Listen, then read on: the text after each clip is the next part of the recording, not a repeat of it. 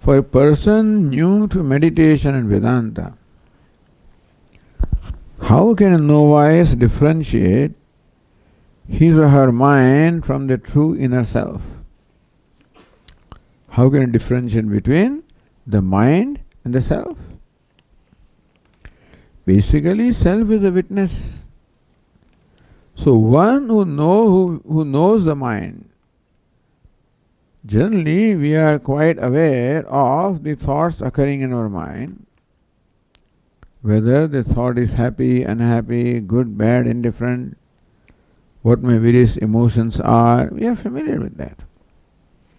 So there is one part of the mind which is familiar with other part of the mind. You learn in Tattva, this mind has different kinds of thoughts which are classified as manaha, buddhi, chittam, ahankara. So when the mind is going through pros and cons, and before coming to decision you go through variety of choices, that's one stage. You arrive at a judgment, decision, other stage. You are remembering something, a third stage. So all these different states of mind, you study Tattva, they will explain to you what is mana, what is buddhi, what is chittam, what is ahankara. So there are two categories of thoughts in the mind. One is called the object thoughts, other is the subject thought. That's why we say subject is different from object. And what is Atma? The very essential nature of the subject is Atma. So that way, when you are meditating, you become aware of what your emotions are, what your thoughts are. So one who is aware of those things is a subject. So first of all, separating the subject from all those other thoughts. And then Vedanta teaches what is the nature of that subject. What's the nature of I? Subject is I. So that I is simple consciousness. So this is how, first of all, we separate the subject from the object and then recognize the true nature of subject. This is the process of meditation. Any question on that?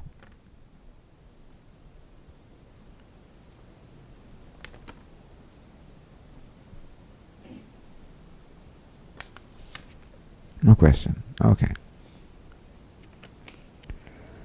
According to the Bhagavad Gita, a person should fight to uphold dharma and for the cause of Ishvara. No, Ishvara and so cause of Ishvara, etc. is a little dangerous stuff to say, but anyway.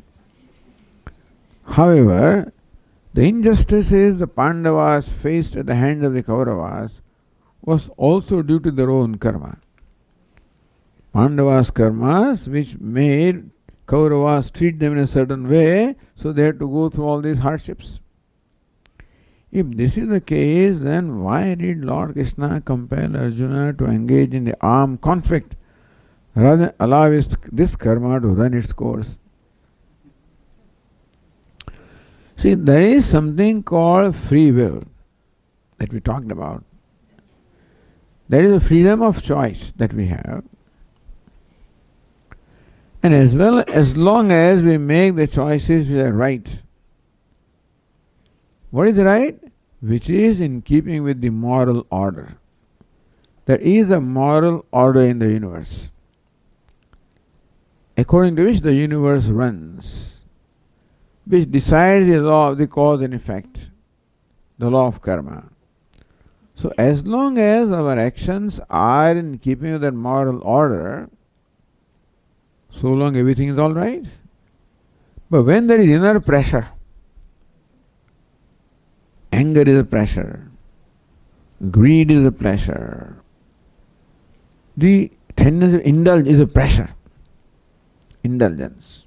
So I know what is right for me when I'm eating food by indulgences. One more. That's called kama. This tendency to indulge in any kind of pleasure, not only food is one of the examples, where I'm watching TV and Facebook. So when I cannot follow the boundaries, that's called kama. That it pressurizes me to a little more, a little more, a little more. Krodha, the anger. Lobha, greed. So this kama, krodha, lobha, as I just said earlier also, whenever we become controlled by them, then what we do is going to violate that moral order. So as long as the free will is utilized to make choices in keeping with the moral order, that is called dharma. But whenever these forces are there of kama, krodha or lobha, then invariably I make choices which are contrary to the moral order, which becomes harmful to others as well as harmful to me. And then the violation of the free will, abuse of free will, that's called adharma. And now, when somebody abuses their free will and does injustice to me, deprives me of what is right for me because they abuse, because their pressure of kama, krodha, lobha makes them conduct themselves in such a manner that they abuse my rights and my freedom. I cannot say it is result of my karma, result of the abuse of somebody's free will. You understand? Result of my karma, there is definitely here clearly an abuse of free will. That is called adharma. And normally dharma is strong enough to overcome adharma. As long as that is so long things generally run all right. But a time comes when the force of adharma becomes so strong that dharma cannot cope with that. Dharma has become very weak. So that is when the cause for dharma has to be taken up. And that is the condition in which Arjuna is told to follow his dharma, to counter the force of adharma. So it is Swami, active resistance to evil. Evil is there, adharma is there, and somebody has to confront that. If you don't confront, it will spread like wildfire.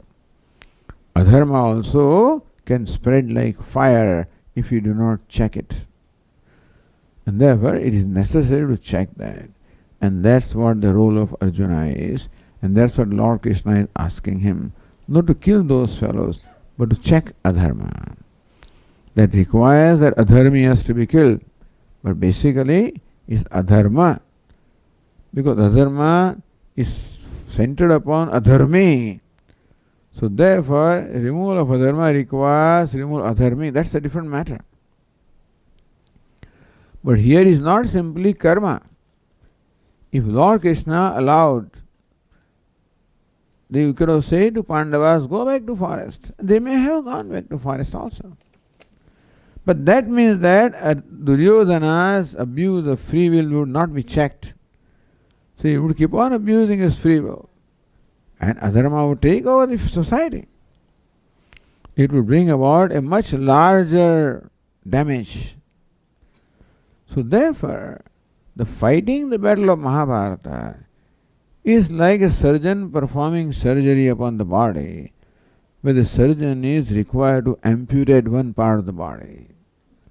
If you look upon that, it is violence because you are amputating this my part of the body. A lot of blood flows, but then you need to do that for the health of the entire body. So here also the Mahabharata battle is to be fought. Looks like it is violence, but that is comparable to violence that a surgeon has to perform to save the health of the entire society here. And so this is the whole idea of Lord Krishna's instructing, telling, commanding Arjuna to perform his duty. Any question?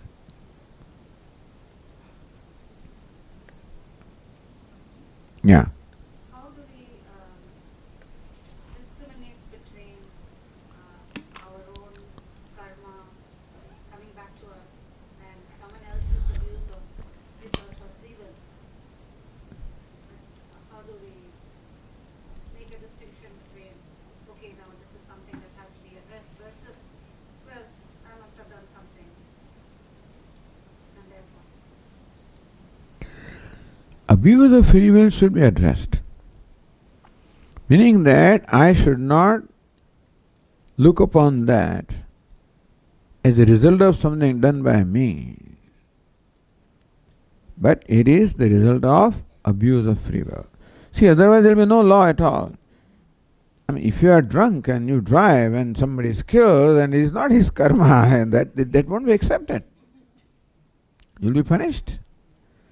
So therefore, as far as the Vyavahara is concerned, abuse of free will is papa karma, is always punished. Similarly also, abuse of somebody's free will, it should not be interpreted as karma of the fellow who's killed, We don't know. Karma is a very complex thing. And for our own for our own, what shall I say, consolation, we may say that it is karma, and that way it may act as a buffer to reduce the shock of the pain. But at the same time, if somebody keeps on abusing the free will, you should not become a victim of somebody's abuse of free will. That is also a dharma. That's not right for you also. Meaning that you should not subject yourself to being abused by somebody, because it is damaging your own self. It is damaging one's own self-esteem, damaging one's own self-worth. And so, that damaging oneself also is violence. So generally speaking, we have to confront that abuse of free will. Or we should keep ourselves away and create a distance or something like that. But being the victim of somebody's abuse of free will should not be interpreted as my karma. We may not know it's an abuse of free will. The person may be acting the way they're acting. But how can I judge that's an abuse of their free will? All I have control is my purusha. What do I do in a particular situation? But violence is abuse of free will. Violence is an extreme case. A drunk driver hitting is... No. Violence of any kind. Drunk driver is a big thing. I mean, that's an extreme case of violence. But then you insult somebody. That's also violence. Hurting somebody's feeling also is violence. So you can hurt somebody at the physical level or emotional level. Both are violence. So Swamiji, one is normally told that, in general, one has heard that, he's just a nimitta matram for this person to get what is deserved. So how does one... Yeah, now that is for us to resolve our own inner conflicts. That we have gone through a life during which we have become victim of other people's abuse of free will, where we could not retaliate or could not do anything. And that way a lot of hurt is built up in our own mind. And the way to resolve that is by kshama or forgiveness. That is for us to do. But that does not mean that you keep on allowing others to hurt you. That's not right also. Now you may not be able to retaliate, then you have to either communicate or do whatever is required to try to stop abuse of that free will. Yes, for what has happened, which we cannot change, has to be dealt with in this manner of a compassionate forgiveness. But what is happening? In that, an appropriate action should be taken. The will,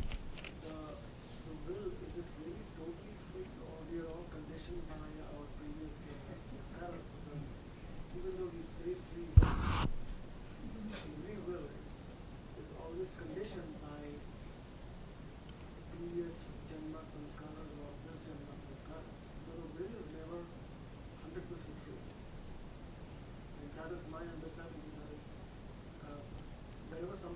acts in a certain way.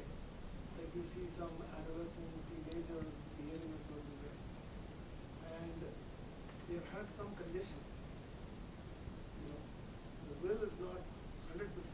It has some freedom, but a lot of times the will is moved by purvajana samskaras or wisdom samskaras, and that vasanas are always there to compel you to eat more sweets compared to more salty food, do more adharmic things compared to dharma. Whereas there are some people who are prone to doing only dharma, they cannot do adharma. You know, it is like. No, I understand. So, point is that more often than not, our choices are controlled by our impulses, which we said kama, krodha, lobha in general, which we inherited from our past, and very often they control our choices, in which case the will is not free will. But understand that we also are given an awareness of what is right and what is wrong. As our Swamiji would say, that I am very clear about how I want others to treat me. And I know that others also expect me to treat them in that manner. Now that forms a norm of our interaction. If this was not there, then it's all right. So therefore, yes, there is a norm. And everybody has knowledge of that norm anyway. So if you ignore that norm and allow your impulses to control you, it is all right. That is abuse of free will. But there is always a choice of exercising free will in every situation if you take into account that norm, what Swami would call common sense dharma, etc. And later on, even when we act out of anger or some impulse and do something that is hurtful to someone else, usually it creates another sense of repenting. That I wish I had not done it. That means that the person generally comes to know when the will was abused. There is enough opportunity to learn also. It's quite likely that person has become so insensitive. Then that is why they have to be checked. But we cannot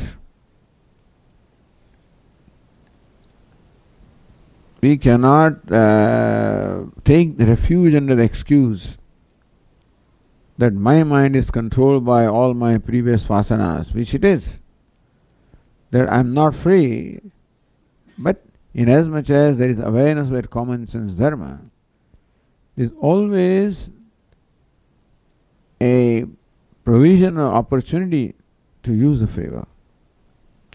I may not be alert enough, or I may not have much value for that norm, let us say, for reasons of my own. Even though I know that I should not be doing, I may still do it anyway because of some overpowering impulse. But even then also there is an awareness that the free will is being abused. So there is a provision here for slowly turning around our will to align with that common sense dharma. It is there. Everybody has samskaras and vasanas. Everybody abuses free will in one degree or the other. But that is why the instruction of do's and don'ts, we are told what is right and what is wrong. These values are there. So I have the choice to follow the value. When we say we have the dharma as a guiding force to say, I know what I don't want other people to do to me. Similarly, I should not do that to other people. We notice that some people know that guide very well when they get things from other people. But somehow there is a big scheme when it is the same position when they are the doers. When they are the expectors, they know all the rules. But when we are at the receiving end from their side, those rules don't Right. That is what we call impulse. That even though I know what I should not be doing, some pressure from within compels me to do. Yeah, so it seems like they do not know at all what is right at that A moment. time may come when he may not know. Usually, up to a point, the person is aware and sensitive. But you keep on abusing and abusing and abusing, a time can come when you become so insensitive that you don't feel that you are abusing. You are generally not born that way. But a person can become like that, which is a tragedy, which is really wasted his human opportunity, because he has come in the category of an animal. An animal knows what other things, other entities should do to them. Doesn't know what other fellow expects from me. A cat knows that it doesn't want to be hurt. Doesn't know that a mouse does not want to be hurt. So there is no guilt. So if you reach a point when guilt does not happen, you come down to that category. And then what it means is, when you lose your sensitivity, then if you like a cat has no value for a flower, cat has no value for a bush, has no value for anything, because it has lost all this, it doesn't have that sensitive aesthetic sense. So where is the joy of life? Meaning that by that way losing sensitivity, we are sacrificing a huge chunk of happiness in our life. They may not understand this. But that's what is happening. How do you deal with this combination? Now, you have to, as I said, you do not allow yourself to be abused.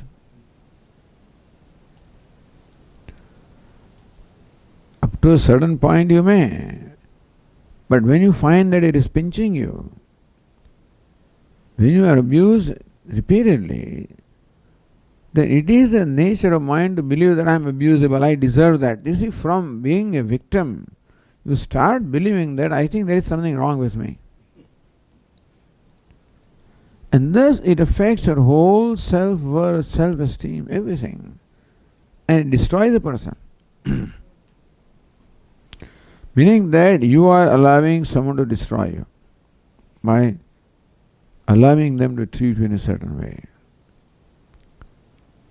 Well, most people do. There are no choices. In a certain society, people have no choice. And so they allow that, because what else can they do? Which is very unfortunate. But if there is a choice, it should be exercised. That's all I can say. What she is saying on that, in that context, if we cannot allow him, you'll never have any friends or relatives, Swami. so hard, Swami, to we are always a different one, you know. We seem to be doing the right thing, so everybody else is doing wrong around. You will not have friends or relatives. Jarur nothing. Any jarur nothing. And that's a very, I think, a general, wide-ranging statement that you won't have any friends. That means we are saying that everybody is abusive, generally. People in general are abusive. But everybody is abusive to a certain extent. We'll accept that. But they're only abusive and not otherwise. That may be a little too broad a statement.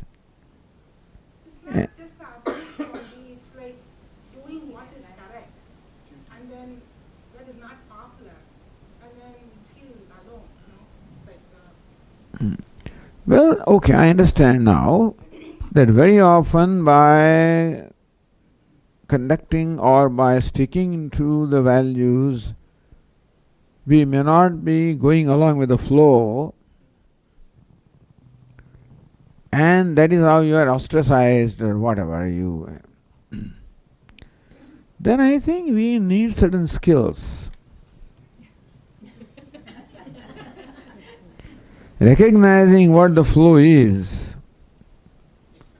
That's what Lord Krishna says to Arjuna. That when you go out in the world, you find that people entertain values that are quite different from yours. Now you learned that you should not have attachment for the result of the action. You should perform your action as a contributor. But you will find in the world nobody acts that way. Everybody is a consumer. And therefore, they all perform actions only for the sake of result, not for the sake of action. You should perform action for the love of action, for being a contributor. So if you now present yourself like that, then you will be, they'll throw you out. It is like traveling in Indian train in a second class or third class compartment, and there's a group of people who are smoking. You go and stand, and they'll give you one beedi. No, then get lost. They're playing cards. You don't allow you to just stand and watch there. Either you join them or get lost. This is a usual thing. So Arjuna, when you go out, and if you pose yourself as a different person, then they will get rid of you or whatever.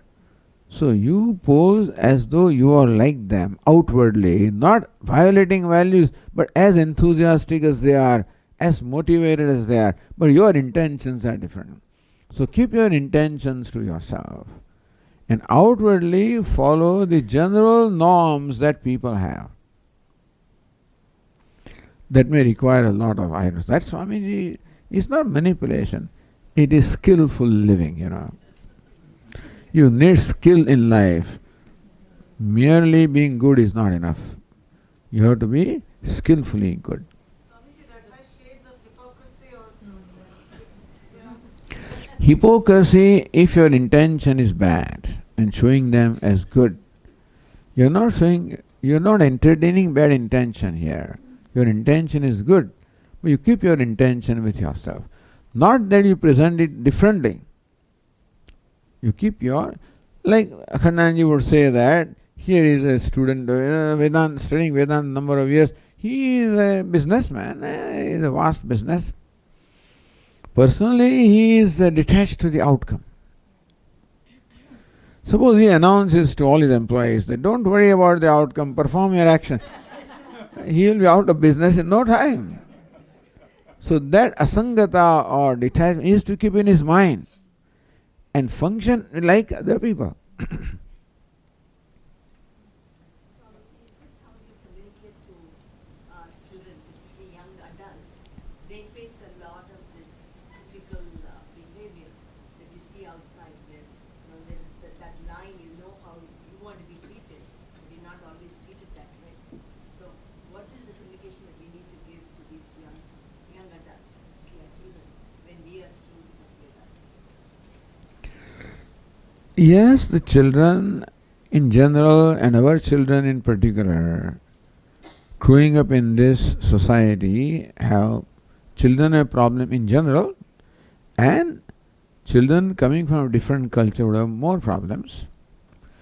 Main problem is conformity, what called peer pressure, the conforming to peers. That is a so-called norm which children are required to conform to. And this is where a lot of conflict can arise. That they may expect you to do what, like I said, they are smoking and then you want to sit there, then they expect you to smoke. And I have not gone through this business here, but I imagine that many children would be faced with this kind of situation where they have to conform to things like a woman, a bride who is married and comes to United States from India. Now she discovers her husband is eating meat now what do? They expect you to be like that, because you go to party, you invite friends in your party and all these things are served and you go to parties. Now what will you do? And then you find that this fellow is eating. Swami, I found that he's eating meat every day or very often. So she started cooking, cooking. Slowly then she turned around that person. This is a real story I am telling you. So in order to survive, you may have to conform. Otherwise you will go back to India. Let us say, in this case. So then You take soda instead of this and that instead of that, and cleverly, not cunningly, but skillfully you have to conduct, you have to negotiate yourself in all this traffic, which is sometimes in Ahmedabad wild traffic, crazy, not wild, crazy. So you have to learn to negotiate your vehicle. I mean, it's difficult to expect children to do that, but in general, everybody has to do this. Negotiate yourself. Because you can't change the world, you cannot change the road, you cannot change the vehicles. That's what it is. So this word we have to teach that these are the basic values, and try your best to follow those values without offending others. Sometimes what happens is, when we follow values, I don't do that, and then we wind up offending people. Holier than thou kind of situation, So that people do not appreciate. And so I'm not holier than thou, but I'm what I am. This doesn't suit me.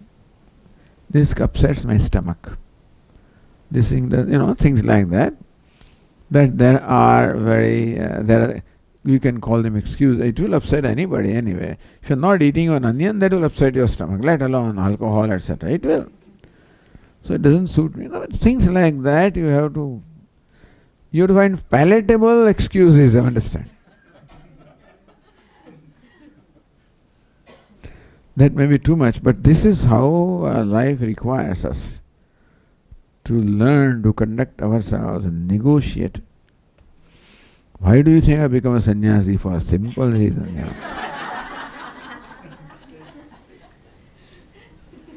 But living in that is tougher. They used to say, Paramartha is easier than Vyavahara, One of the saints in Gujarat, Dongre Maharaj. Paramartha is easier than Vyavahara. Paramartha means this, so-called.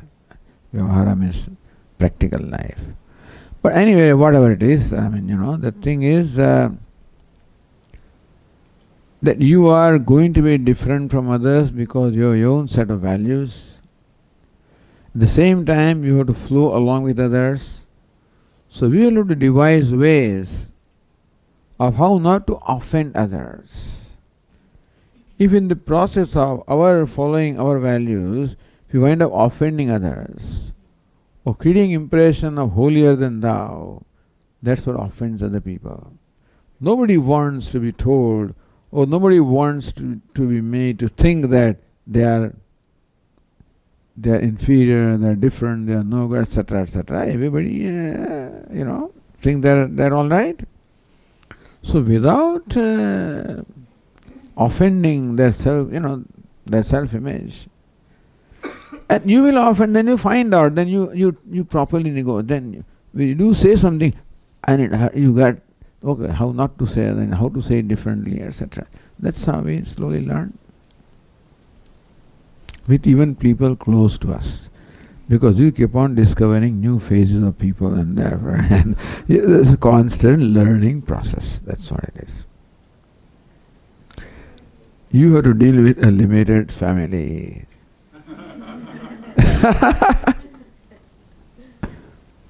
Yeah. Can I go back to the point where it says the past conditions your actions? Present actions. What I was saying, that doesn't destiny make you take certain decisions because that's where you were supposed to destiny. Nicest person can take a wrong decision, which usually in other circumstances that person would not take that decision. But because the destiny was such that they take that decision and they wind up where they don't want to be. You see, destiny is a little different thing. That basically, let us say that you are wedded to dharma. You conduct yourself in a moral way. Then comes the choices. Now, these choices is not choice between dharma and adharma. It is choice between one vyavahara and other vyavahara. You follow? Their destiny can come. Whether to get this, take this job, other job, business, this, and all kinds of things are there, choices in life, and you make a choice which may discover right, wrong, or indifferent. That can be called destiny. But choosing dharma and otherwise is not destiny. There the free will is there. Exercising free will, then you make choices in life, preferences, which may turn out to be, not what you wanted. That can be called destiny.